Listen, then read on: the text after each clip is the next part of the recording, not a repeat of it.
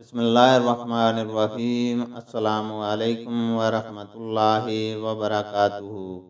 حدیث نبوی صلی اللہ علیہ وسلم ہے، ایک مرتبہ انہوں نے یعنی ابن عباس رضی اللہ تعالی عنہما نے وضو کیا تو اپنا چہرہ دھویا، اس طرح کہ پہلے پانی کے ایک چلو سے کلی کی اور ناک میں پانی دیا، پھر پانی کا ایک اور چلو لیا، پھر اس کو اس طرح کیا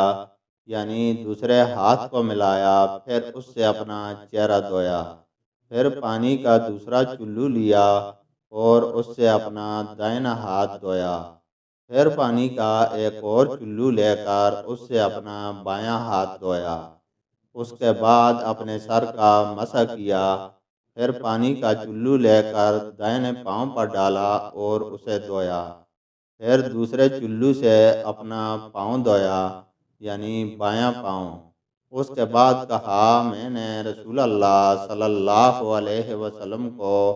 اسی طرح وضو کرتے ہوئے دیکھا ہے۔